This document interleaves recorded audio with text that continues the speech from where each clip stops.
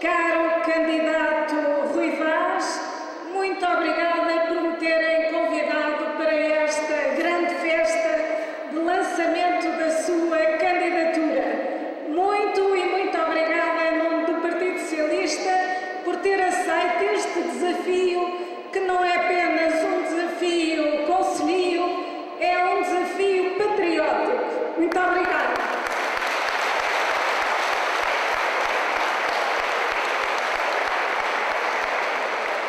Caro amigo e colega deputado Malta Andrade, caro presidente da Federação do Partido Socialista de Bragança, caro candidato à presidência da Assembleia Municipal, caros e caras presidentes e autarcas dos concelhos do Distrito de Bragança aqui presentes, todos e todas as candidatas às juntas de freguesia que hoje nos mostraram aqui aquilo que os mobiliza para a luta que estão agora a empreender uma luta democrática para servir as vossas juntas de freguesia, as populações das vossas juntas de freguesia. Muito obrigada também pelas vossas candidaturas. Uma palavra especial ao Sr. Provedor da Misericórdia Macedo Cavaleiros, Sr. Alfredo Castanheira Pinto, pai do segundo nome da lista do Rui Vaz, o Fernando Rui, candidato também aqui hoje. E essa palavra especial de agradecimento é porque no tempo em que a Câmara era gerida pelo PS Luís Vaz, Sr. Castanheira Pinto foi um grande presidente do Conselho de Administração do Hospital de Macedo Cavaleiros e em articulação com as irmãs da Ordem Religiosa que lá mandavam, o Hospital de Macedo Cavaleiros era um hospital a sério, com uma grande vertente de ortopedia e fisiatria,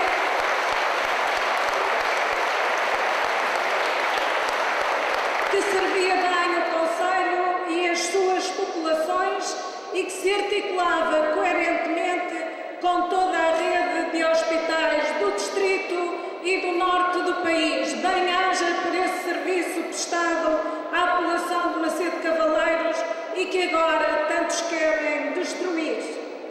Caras e caros amigos, caras e caros camaradas, senhoras e senhores que hoje aqui estão, permitam-me uma saudação especial às senhoras aqui presentes, aos jovens aqui presentes. Felizmente já temos um novo panorama, um panorama mais colorido nestas reuniões democráticas. Obrigada pela vossa presença. Daqui para a frente será cada vez mais assim. E obrigada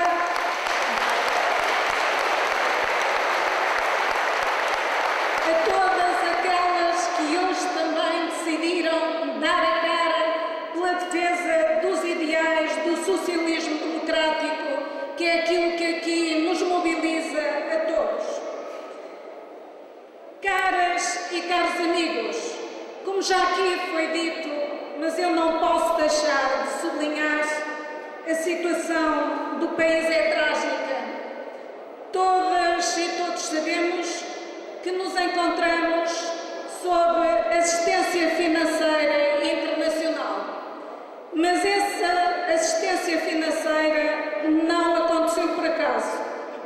E não aconteceu ao contrário do que nos querem fazer crer pela má governação do Partido Socialista. Porque se assim tivesse sido, não havia assistência financeira na Irlanda, não havia assistência financeira na Grécia, não havia assistência financeira em Itália, não havia assistência financeira em Espanha, não havia crise como existe agora na maioria dos países europeus. Existiu sim uma gravíssima especulação sobre a dívida soberana dos países mais frágeis e em função dessa especulação e daquilo que ela determinou em termos das finanças públicas, muitas e muitas pessoas do arco do atual governo, muitos e muitos economistas e muitos órgãos de comunicação social insistiram, pressionaram no sentido de que Portugal Portugal entrasse num programa de assistência financeira, ao contrário do que a Europa queria. Isso é hoje muito aparente e muito claro para toda a gente. Em Portugal, especificamente, o que é que queriam aqueles que insistiam tanto nessa assistência financeira? Queriam, através dela, chegar ao poder e fazer aquilo que nunca, em circunstância alguma, poderia ser feito neste país. O candidato à Assembleia Municipal já o referiu. Queria fazer-se um grande programa político de empobrecimento do país, porque empobrecendo o país, tornando o emprego mais precário, tornando os salários mais baixos, tornando as pensões mais baixas também, é mais fácil esmagar o povo e fazê-lo aceitar aquilo que em circunstâncias diferentes nunca aceitaria. Isto é claro hoje para toda a gente. E é tão claro que começam agora as pessoas do governo a dizer verdadeiramente aquilo que lhes ia na alma quando encetaram este programa. Porque estas teorias, caras e caros amigos, já são conhecidas há muito tempo. São as teorias da doutrina do choque. É preciso meter medo às pessoas, é preciso que elas se assustem, é preciso que elas tenham receio de falar, é preciso que elas tenham medo de perder o emprego para conseguir levar à prática um desmantelamento do Estado Social através do desmantelamento da economia. Foi isto que verdadeiramente este governo quis e este governo pensou que seria capaz de fazer sem qualquer obstáculo. E eu penso que houve uma primeira fase em que enganou as pessoas. Enganou na campanha eleitoral, como aqui foi dito. Enganou durante os primeiros tempos do governo. Mas agora já é completamente claro que aquilo que está a ser feito está muito para além do que o programa de assistência financeira obrigava e está a ter consequências desastrosas na nossa economia e no nosso tecido social. Aliás, é bom lembrar que não estava inscrito no memorando que tivéssemos que subir o IVA na restauração. E subimos e já foram mais dezenas de milhares os restaurantes que fecharam, gerando um desemprego terrível. Também não estava inscrito no memorando a subida dos custos da energia. E os custos da energia subiram.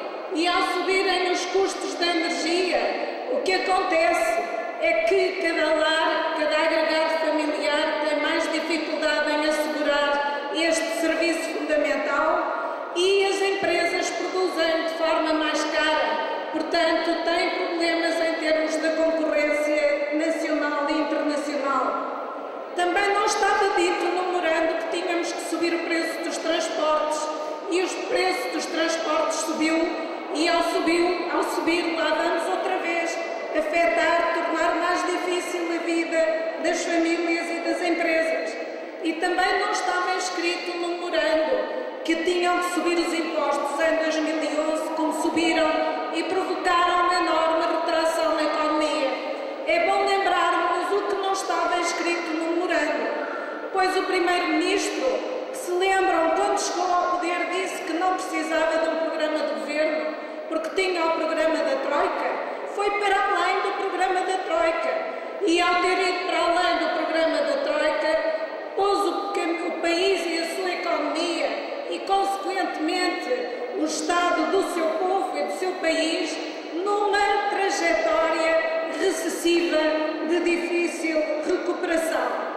E ao fazê-lo desta forma, não cumpriu nenhum dos objetivos que ele assumiu que iria cumprir, porque ele não controlou o déficit das contas públicas, não controlou a dívida pública, ao contrário, ela está a subir.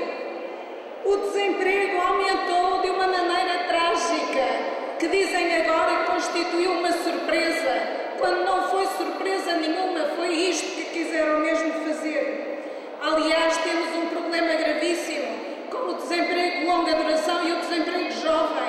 E já aqui vários dos oradores que me antecederam referiram as preocupações que têm com isso, como o Conselho vai perdendo população, como as famílias se vão desagregando porque têm que ir procurar trabalho noutros sítios, sobretudo noutros países. E as exportações, que era suposto continuarem a subir, como aconteceu durante os governos do Partido Socialista, infelizmente começaram a descer e a subir muito. Os impostos subiram de uma forma absolutamente insustentável.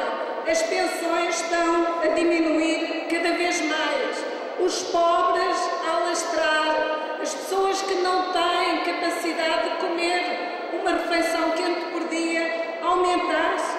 E, perante este cenário, os apoios sociais estão a descer, quer em termos de prestações, quer em termos da sua duração e em termos de equipamentos sociais. Como sabem, está tudo a desaparecer, não há investimento, não há manutenção e, sobretudo, as instituições de solidariedade social estão a ficar com a corda na garganta porque não conseguem dar resposta às carências que lhes batem à porta e o Governo, pura e simplesmente, fechou qualquer capacidade de alargar os acordos através dos quais trabalha.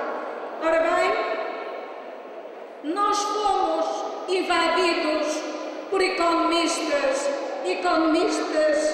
que apenas estudaram lá fora, que não conhecem o país e que não se conhecem sequer nem querem conhecer o impacto neste país daqueles modelos económicos fantásticos que estudaram lá fora. E dizem, nós temos um Estado muito despesista, o Estado tem que ser reformado.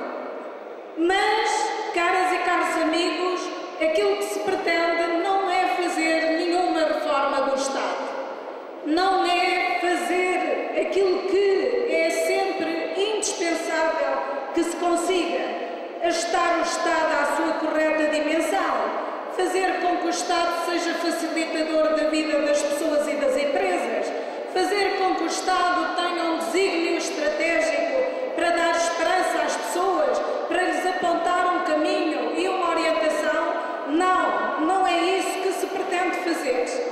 E eu gostava de vos perguntar uma coisa. Imaginem que qualquer um de nós ia ao médico porque estava com peso a mais.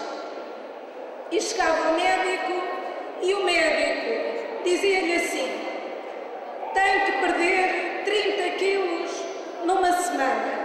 Não acredito que nenhum médico dissesse uma coisa dessas. Porque se o médico dissesse uma coisa dessas, a única forma da pessoa perder 30 quilos numa semana é cortarem-lhe um braço ou uma perna, mas fica desequilibrada, porque há coisas que não se podem fazer depressa demais. Ora bem, se quer emagrecer o Estado depressa demais, o Estado fica desequilibrado, não cumpre adequadamente as suas funções e pode até ficar com uma doença grave, que isto é, não servir para aquilo que justifica a sua existência. Ora bem, nós estamos hoje perante economistas que nos dão receitas que, se fossem médicos, nós não acreditávamos deles. Se fossem médicos, nós já tínhamos apresentado uma queixa na Ordem dos Médicos e no Tribunal. Já tinham tido que ser despedidos. E, portanto, caras e caros amigos, quando alguém falha sistematicamente naquilo que promete, nos objetivos que traça para si próprios, só há uma coisa a fazer: é despedir essas pessoas que falham sistematicamente.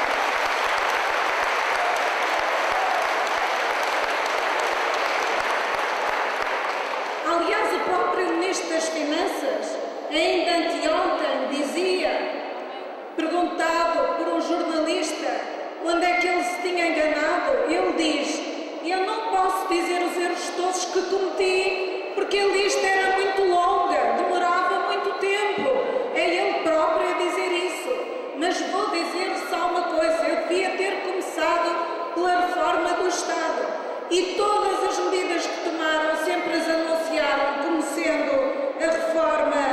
Estado.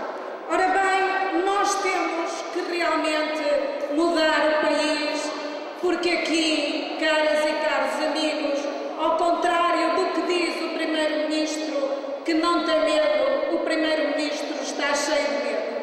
E está cheio de medo porquê? E é aqui que nós chegamos às autárquicas. Está cheio de medo porque vê que perante uma derrota grande do PSD nas autárquicas, terá o próprio PSD, que em grande parte está contra as medidas que este governo tem estado a tomar, a exigir a sua cabeça internamente no PSD. E disso o Primeiro-Ministro tem medo, tem mesmo muito medo, e é desse medo que nós não gostamos que o Primeiro-Ministro erre em tudo, que temos que lhe dar razão. E temos que lhe dar razão votando no Partido Socialista.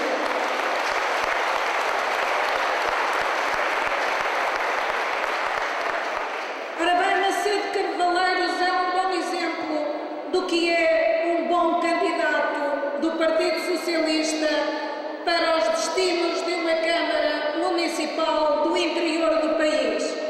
Um interior que está esquecido, um interior que está abandonado, um interior que a cada dia que passa se sente mais envelhecido, com menos jovem, com menos capacidade de ter esperança no futuro. E nós temos um candidato, o Rui Vaz, que é capaz e vai ser capaz de dar a volta a este concelho. Porquê? Porque o Rui Vaz conhece-no bem. Foi sempre um empreendedor na área empresarial. Tem grande experiência de gestão de empresas. É um homem que não se assusta com as dificuldades. É um homem que tem ideias para o concelho. É um homem que sabe que a Câmara tem que facilitar a vida às empresas, tem que encontrar projetos dinamizadores, tem que ser capaz de fixar aqui a juventude, tem que dar esperança aos casais novos para que eles possam ter filhos. E quem vê assim e quem olha assim para a política, quem percebe que a política não é um ato individual para vaidade pessoal, mas é um ato de serviço aos outros, quem assim faz, quem assim sabe, é um grande candidato e será ainda o melhor Presidente da Câmara, Macedo Carvalheiros.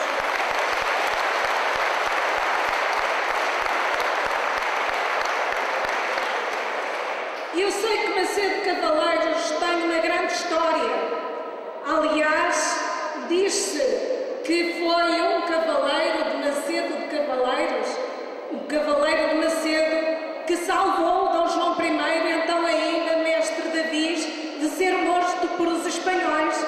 Pois é bem à altura que Macedo de Carvalheiros seja o grito de alma dos transmontanos, daqueles que dizem para lá do Marão, mandam os cá estão, para que tome o poder, para que o Partido Socialista tome o poder, não para ficar a olhar para ele, mas para levar este país para a frente, para fazer deste país um país moderno, um país competitivo, um país onde há lugar para os novos e para os velhos, um país onde nós construamos uma comunidade humana, em que todos se dão as mãos e não em que todos estão uns contra os outros, como este governo pretende fazer, coisa que nunca ninguém ousou fazer desta maneira, porque isto é absolutamente destrutivo